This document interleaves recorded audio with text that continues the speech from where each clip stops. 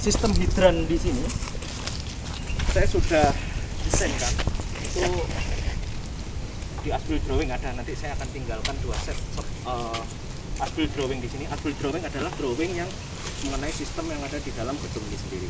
Tapi nanti panduan secara lengkap materialnya apa, terus kemudian hasil tesnya apa, checklistnya aja apa, itu ada di sini semua, Pak. Jadi nanti ini saya kasihkan untuk tim gedung, tim building di sini. Nanti Bapak bisa simpen. Di sini ada soft copy sama hard copy. Nanti saya kasih flash disk. Kalau Bapak butuh data lain, misalnya di copy, pengen 1 orang punya, pakai itu nggak masalah. Itu ada di sini semua. Terus untuk sistem yang ada di sini, kita memakai sistemnya hidran saja, Pak, bukan sprinkler. Dan standar yang kita pakai adalah standar SNI. Jadi standar SNI itu bekerjanya di titik terjauh dari pilar kita. Ini adalah minimal adalah 4,5 bar. Bahasa di ilmu air itu bar satuannya. Bar di sini nanti bisa dilihat di pressure gauge sebelah sini. Ini ada. Aku bukan lagi. Ini Pak, ini Bapak bisa membaca di sini ada 0, 2, 4, 6, ini 6 bar. Ini masuknya 6 bar. Jadi 6 bar adalah di titik terjauh di sini. Standar dari DPK itu adalah Dinas Pemadam Kebakaran, itu adalah 4,5 sebenarnya. Boleh nggak 6 bar? Boleh, tambah bagus. Kurang dari 4,5 bar itu yang tidak boleh. Jadi ini kondisinya adalah sudah siap dengan angka 4,5 bar. Artinya sistem hidran di sini ini harus langsung bisa difungsikan, Pak. Maksudnya apa? Dalam kondisi emergensi tidak boleh ada pintu yang terkunci seperti kayak gini hidran. Kenapa terbuka? Ini kita bisa langsung cepat-cepat buka, Pak. Nah, ini kondisi emergensi itu kayak gitu. Kan buru-buru orang. Nah, saya perkenalkan dari depan, ini adalah namanya Siames. Siames ini adalah kalau ada kebakaran, simulasi kebakaran di dalam gedung ini sendiri, kemudian di ground water tank Bapak di belakang itu kebetulan cuma 60 meter kubik. 60 meter kubik itu bertahannya cuma setengah jam aja, Pak. Jadi pada saat Bapak start nyemprot nih, bertahannya air di dalam gedung ini setengah jam. Kalau lebih dari itu biasanya mobil pemadam harus datang. Biasanya pada saat terjadi kebakaran mobil pemadam kan langsung datang, Pak. Nah, disimulasikan gedung terdekat dari DPK menuju ke sini, kita simulasikan setengah jam kan nutup ini. Kan dekat aja. DPK-nya nggak sampai 15-10 menit sudah nyampe. Airnya nanti dari DPK-nya akan masuk ke sini, Pak. Dia ada colok air di sini untuk mengalirkan ke dalam gedung. Jadi jangan kebalik, Pak. Dinas Pemadam Kebakaran bukan mengambil air di dalam gedung untuk nyemprot pakai pompanya dia, bukan. Tapi mobil tangkinya dia itu menyemprotkan air ke dalam gedung sini. Kenapa seperti itu? Kalau dari mobil pemadam itu parkirnya di sebelah sini, dia harus narik kabel nih jauh ke dalam sana, Pak. Bahaya. Kita nggak tahu di sini ada api atau enggak dan segala macam. Gitu. Jadi dia memanfaatkan sistemnya kita ini. Yang masuk sana nanti orang-orang DPK biasanya di dalam-dalamnya. Oke, ini adalah namanya Siames, Pak. Siames Connection. Nanti saya terangkan sebentar, gambarnya di sini ada, nanti saya terangkan di belakang ada hujan. Saya agak cepat sedikit ini. Terus di sini ada namanya check valve, Pak. Apa itu check valve? Check valve itu adalah valve yang berfungsi untuk mengalirkan satu aliran saja. Kalau Bapak valve kayak gini, ini 2 aliran, Pak. Bisa dari sini, bisa dari sini. Air itu bisa kanan kiri. Tapi kalau check valve ini tidak bisa. Check valve ini adalah dia hanya ke sana, tidak bisa ke sini. Kalau Bapak cek di sini, ini kosong, Pak, nggak ada airnya. Nggak ada airnya. Kalau ini ada airnya, ini nggak boleh. Dorong-dorongan, Pak, nanti sama ini. Nah, kemudian di sini ada pilar hidran. Kita nanti pengoperasian nanti ada di sini di boxnya hidran ini kita ada namanya selang. Selang ini panjangnya 30 meter, Pak. Nanti bisa ditarik ke sana, misal simulasi kebakaran di sana, tarik ke sana. Ini ada nozzle. Kita nanti sekalian ngecek ini ya. Nozzle-nya. Nah, ini nanti, Pak, kita colok di sini. Oke, ini udah. Di sini seperti nanti dibuka pakai ini. Kita tes ya. Kita tes. Ini pilar hidran. Jadi dua-duanya bisa dipakai, Pak. Dua-duanya bisa pakai. Belok kanan, belok kiri. Bapak ibaratnya kebakarnya di sini itu ke arah butuh dua apa selang. Taruh 1, taruh 2 enggak ada. Tapi selangnya ambil di sana di box yang terdekat. Seperti itu. di dalam gedung ini pilar hidran itu terbagi 4 Pak. Ada di sebelah sini, sebelah depan, di sebelah dekatnya kolam baptis, bersama yang di dekat lift. Di sana ada untuk sistem perhitungannya. Kalau di hidran itu namanya radius Pak. Nah seperti ini, radius warna biru. Jadi ini dia bisa untuk area ini Pak, 30 meter di sini, bisa sampai tengah-tengah sana. Nah, sistem yang benar adalah seluruh area harus terproteksi dengan air nih. 1, 2, 3, 4. Harus terproteksi ya Pak. Bangunan kita udah ketutup ya. Bahkan nih, dia bisa bantu kebakaran di area sini, di area situ mungkin.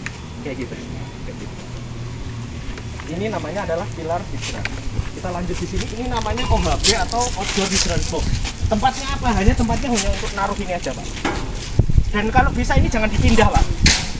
Kadang biasanya gedung ini, waduh aku takut hilang nih tak pindah, jangan.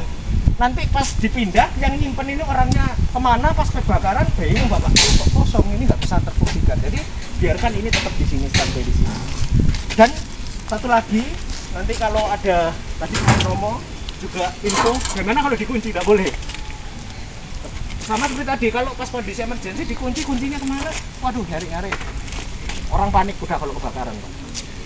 Seperti itu. Jadi lainnya adalah di sana juga ada namanya flank Pak, di paling ujung sana. Di sini itu namanya flank. Misalnya suatu saat gedung ini mau pelebaran sistem, itu mau ditambah, tinggal ngeblank di sini aja udah. Jadi nggak perlu bikin sistem baru seperti electric farm dan segala macam. Oke.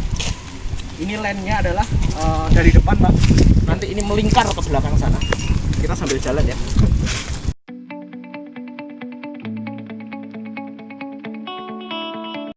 Ditutup, ini kita ditutup, ini mati udah, ini copot bisa, tinggal ganti yang baru kalau mau lagi buka. Jadi ada satu catatan lagi Pak, jadi setiap valve yang ada di sistem hidran itu harus terbuka Pak, nggak boleh sama sekali tertutup. Jangan pas ada eksekusi kebakaran buka-buka valve, itu nggak boleh. Kalau kejadian kebakaran ya langsung colok aja, jelas terus sama buka ini aja, udah. Kuncinya seperti itu. Jadi kayak valve-valve kayak gini, pesan saya adalah selalu terbuka. Nah,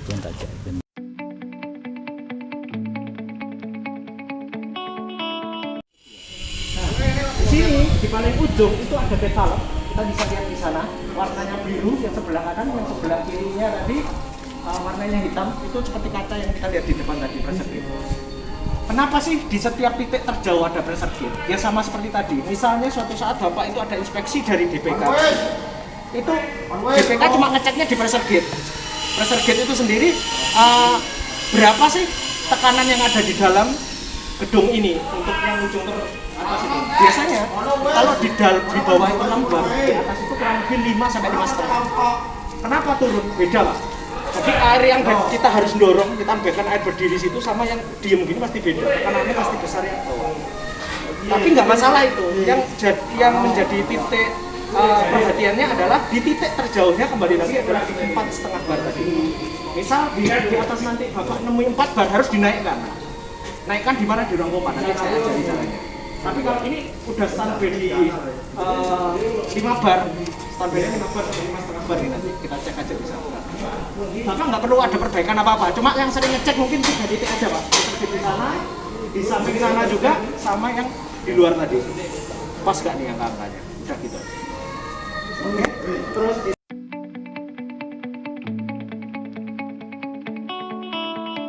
dalam gedung namanya IHB, Indoor Hydran Box. Fungsinya apa? Sama aja. Nah, di dalamnya sini ada selang sepanjang 30 meter. Ini ada nozzle, tapi nozzle-nya dia lebih kecil Pak. Kalau di luar nanti kita simulasi Bapak harus 3 orang, di sini 2 orang cukup. Kalau terpaksa, kalau badannya kuat, 1 orang gini bisa, tapi agak kesulitan. Nah, di sistem kita ini karena kita desainnya adalah pressure-nya maksimal, sangat aman sekali. Misalnya terlalu besar, nanti khusus untuk hydran box tidak boleh dinyalakan satu tempat Pak. Kenapa nggak boleh nyalakan satu tempat? Nanti saya sebutkan alasannya kenapa di ruang pompa nggak boleh seperti itu. Jadi dia minimal harus 2 Pak.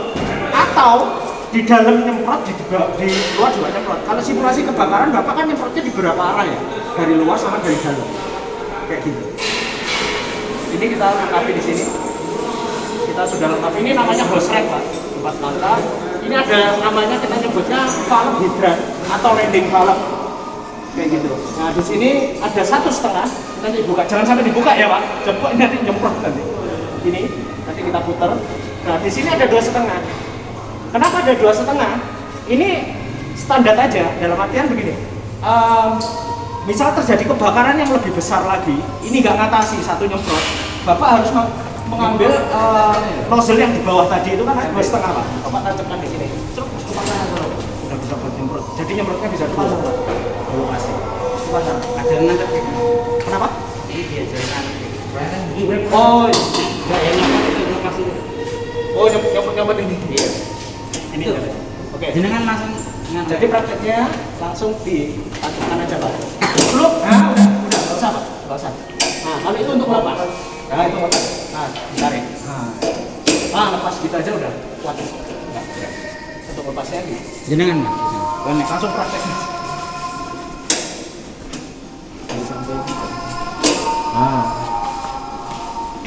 Jadi besok nek sing 2,5 mau dinaik.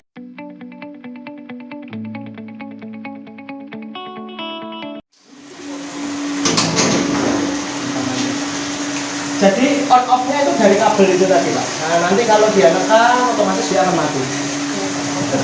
Otomatis.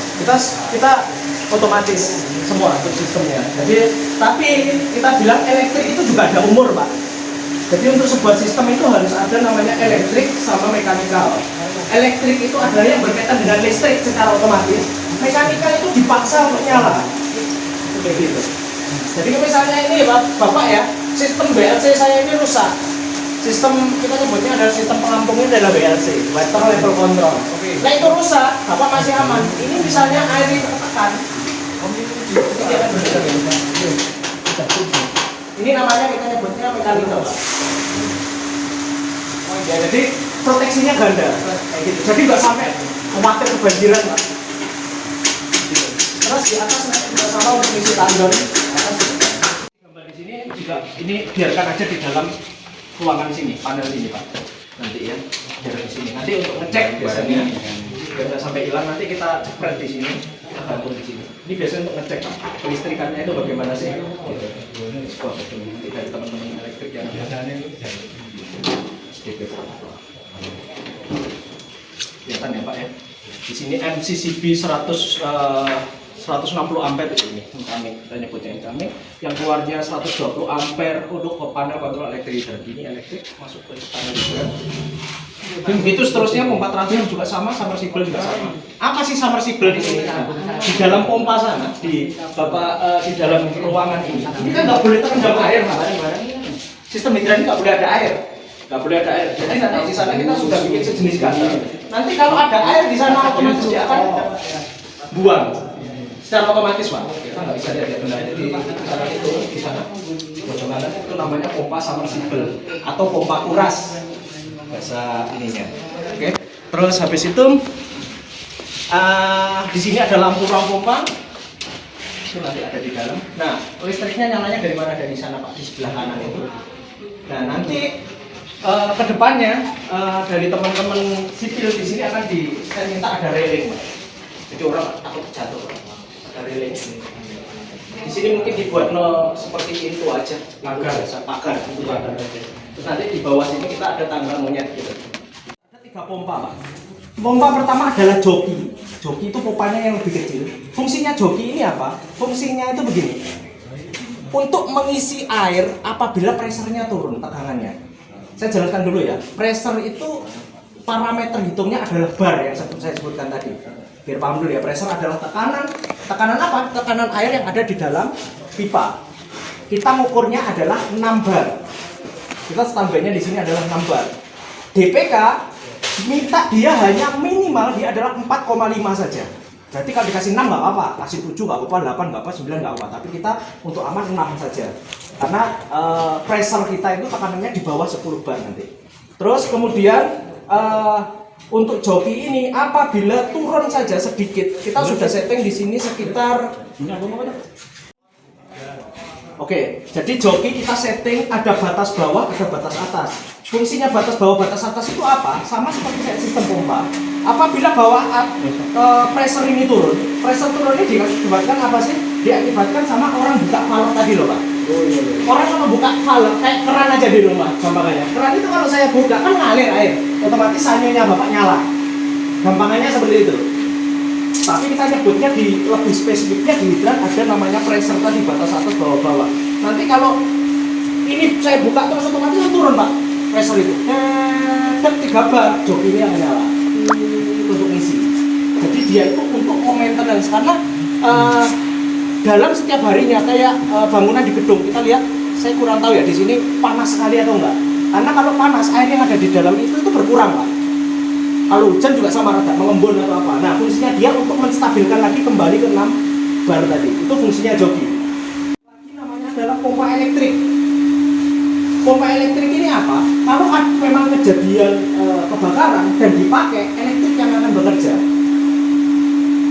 Kenapa? Karena elektrik yang kita punya sekarang ini, yang Bapak punya di sini ini kapasitasnya adalah 500 USGPN. 500 USGPN itu kalau dijadikan liter, kita gampangannya liter Pak. Kalau GPM itu adalah galon per menit. GPM itu 3,8 dikali 500. Jadi punya Bapak itu bisa bekerja mengalirkan air dalam per menit 1900 liter. Per menitnya bisa ini pompa saya ini bisa mengalirkan air maksimal 1900 liter per menit. Nah, untuk pompa elektrik dia nyalanya ini harus auto. Auto itu apa? Misalnya Bapak kejadian di sini nih nggak ada orang misalnya, nggak ada orang apa-apa sih, tapi di sana itu terpaksa buka, yang ada cuma 1 orang aja misalnya, kebetulan otomatis dia juga nyala. Tapi standar dari NFPA itu adalah, kita bilangnya adalah undang-undangnya orang hidran gitu, pemadam kebakaran, itu namanya standarnya adalah standar NFPA gitu. Itu orang yang ngatur undang-undang, jadi dia yang ngatur. Mungkin Bapak bertanya-tanya juga, kenapa pompa saya itu di bawah, kok nggak di atas saja, kenapa Pak? Kan gitu. Nah, kenapa? Yang ngatur juga NFPA Pak. Jadi dia punya syarat-syarat seperti contohnya tadi, kalau NFPA standarnya di titik terjauh 6,9, DPK 4,5 misalnya. Mungkin aja kita berangkat ke Malaysia, mungkin beda lagi di sana.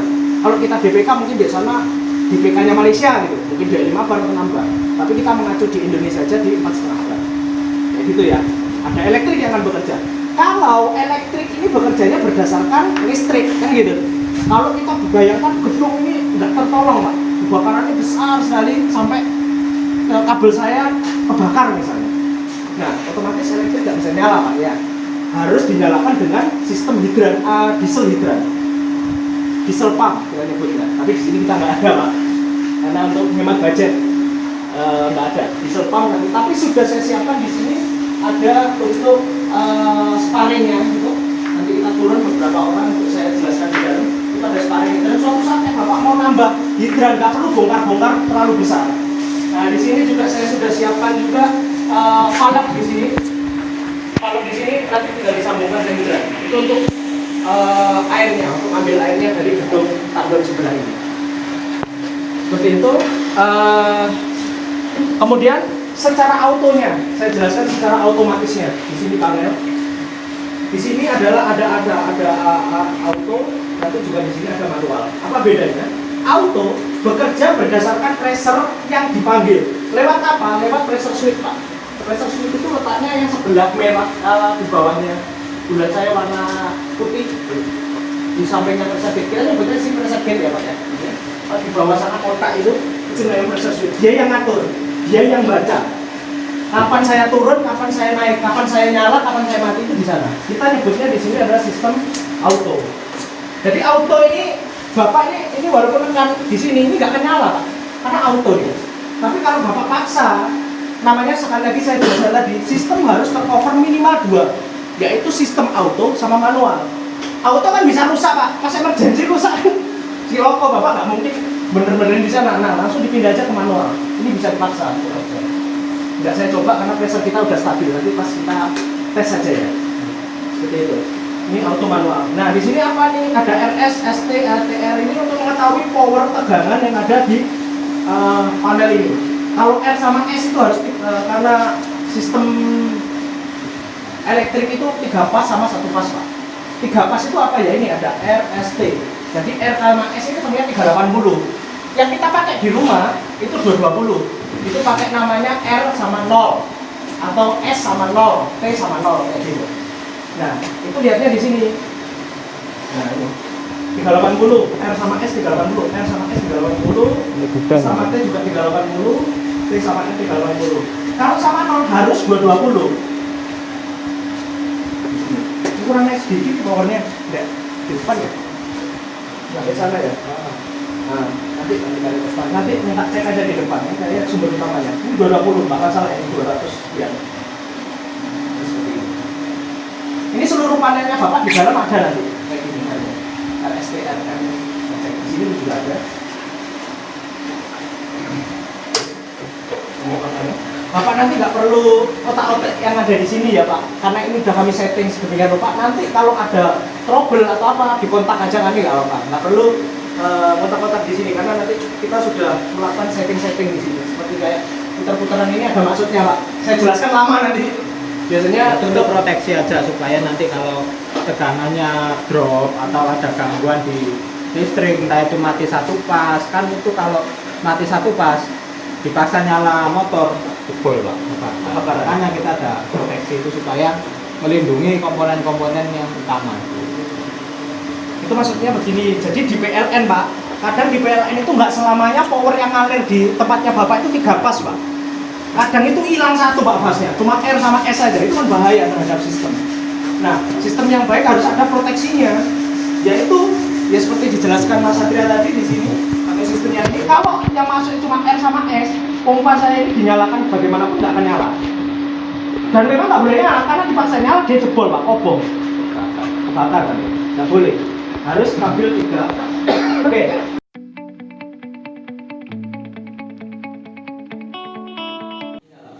Nanti kalau di dalam harusnya jalan. Itu nyetingnya di mana? Di sini. Nah, ini number, ini number. Jadi 6 dia harus mati.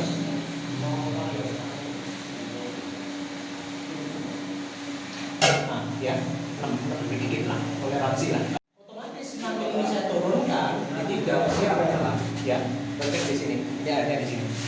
Kita anggapannya adalah keran itu kebuka Pak, makanya pressure turun gitu ya. Ini saya turunkan ya di sini ya.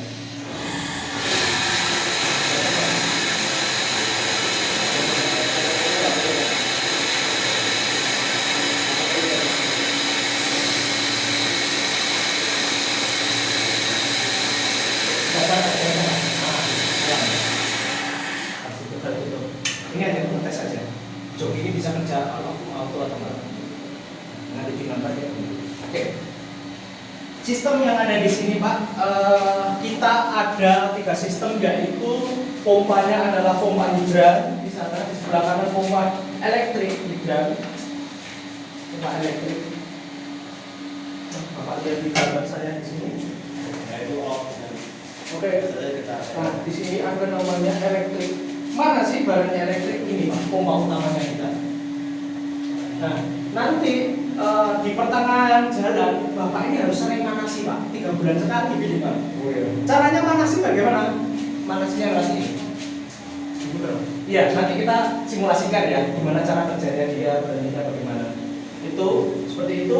Nah, ini namanya adalah pompa elektrik, ini namanya adalah flexible joint. Kenapa ada flexible joint? Dia bisa gede ini dari karet Pak. Bapak bisa bayangkan tekanan tinggi, nggak ada karetnya, pipa kayak gini letak pipanya sampai.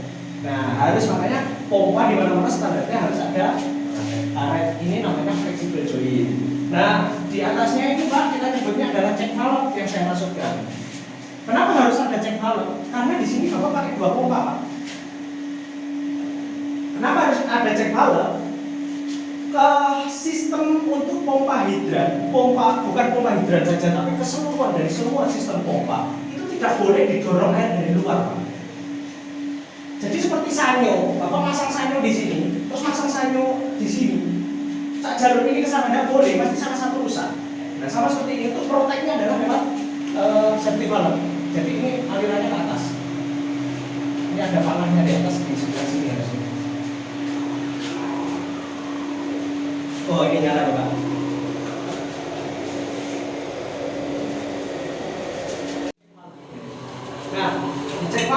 di dalamnya sana itu ada namanya valve Pak, untuk ngisep. Di dalamnya sana sebelah. Nanti nyambung sama ini. Nah, di sini ada valve. Ini harus on. Dan di sini ada namanya strainer. Apa itu strainer? Strainer itu gini, pompa itu tidak boleh bekerja kalau ada kerikil walaupun kecil, Pak. Tidak boleh, Pak. Bisa hancur. Nah, di mana dia memproteksinya ya lewat ini strainer. Apa lihat bentuknya ke bawah kayak ini? Ini bisa dicopot, Pak. Bisa dibersihkan. Jadi pas bersihkan ini Bapak tutup aja. Oh, sampai posisi shut di sini. Nah, baru bersihkan ini dibuka, Bapak bersihin, ditutup lagi bisa. Jadi di dalamnya itu kayak seperti ada membran, ada satu tempat kayak kecil gini. Nanti di situ biasanya ada potongan kecil-kecil. Kita kan nggak tahu di badan di bawah ini ada mana. Dan ini berapa bulan sekali untuk? Kalau nggak dipakai hampir, ya kalau Bapak mau nih ya, kalau rajin sekali misalnya 3 bulan sekali. Ini sama nyoba pompa hidran manasi lah. Karena joki nggak mau dipanasi Pak. Karena sehari dia bisa bekerja 2 atau 3 kali. Kalau pressure-nya turun sekali dia akan ngisi dia fungsinya itu. Oke, di sana cek valve, di sini ada gate valve. Di sini saya nyebutnya adalah pressure gate. Pressure gate di mana-mana tempat adalah menunjukkan tekanan pompa ini sekarang ini standby-nya di sini itu berapa? 6 bar. Nah, ini adalah pressure switch. Yang Bapak bisa lihat 2. Karena kontrolnya kan sendiri-sendiri, Pak. Kan panel kita ada 2 tadi. Kalau joknya ada elektrik. Jadi otomatis kalau mau otomatis ya satu harus ada yang sebagai pemicunya. Siapa pemicunya ya? Pressure switch di sana. Di sini juga ada pressure switch. Kita ada 2. Karena di sini kita ada sistem delay dan segala macam kelistrikan. Di sana nanti pompa ini akan on off secara off juga secara otomatis bisa, tapi setelah 10 bar. 10 bar itu tinggi sekali bar. Jadi Bapak atau ngeri kan? Untuk matinya. Artinya apa? Kayak 10 bar itu mencapai berarti di pompa ini nyala, tapi nggak ada yang dibuka, Pak. Gitu. Nah itu yang akan mematikan dia secara otomatis. Tapi lebih baik pada saat dipakai pakai elektrik tadi. Oh sudah padam tinggal di jreng untuk emergensinya tadi. Oke, di sini. Kita nyebutnya di sini lagi kembali di sini. Ini namanya pressure tank, Pak. Fungsinya pressure tank adalah di dalam sini. Kalau ibaratnya turun sedikit saja, pompa ini sensitif Pak, terutama joki. Bapak bisa bayangkan, cuma turun ibaratnya cuma 1 bar aja, dia akan nyala Pak. Nah fungsinya dia itu kan stabil. Bapak gampangannya ada gambaran. Bapak dulu, zaman dulu ada pompa air, atasnya ada corong warna oranye itu lah Pak. Nah itulah fungsinya mirip kayak itu. Di sini kita lakukan strainer. Kenapa harus ada strainer? Sekali lagi di dalam ini sensitif Pak membrannya. Jadi harus dibersihkan di sini kalau ada membran. Tidak boleh langsung tutup. Saya ke atas. Di sini ini ada namanya drain. Bapak lek manasi pakai ini bisa nanti. Kita buka, nanti air ini akan masuk ke dalam GWT sini. Jadi nggak dibuang. Saya buang lagi. Kenapa? Berarti Mas mungkin kalau ada pertanyaan, kenapa drain ini ada 2, ada ini juga ada di sana? Untuk apa sih Mas? Gitu kan? Ini juga drain kita sebutnya. Nah, fungsinya apa? Lek ini airnya dalam bentuk kapasitas besar, Pak. Tapi ibaratnya Bapak mau bersih-bersih sekali yang pakai drain itu aja, kecil. Seperti yang saya lakukan tadi. Seperti untuk nyeting jeruki tadi, saya pakai itu. Tapi kalau saya mau nyeting hidran, saya pakai ini, lebih besar, gampangannya gitu. Ya, terus di sini ada namanya pressure safety valve. Kita nyebutnya di sana itu yang paling vital di sini Pak. Harus ada itu. Begini, pompanya Bapak ini, peralatannya Bapak ini bekerja kurang lebih di 10 kilo atau 10 bar.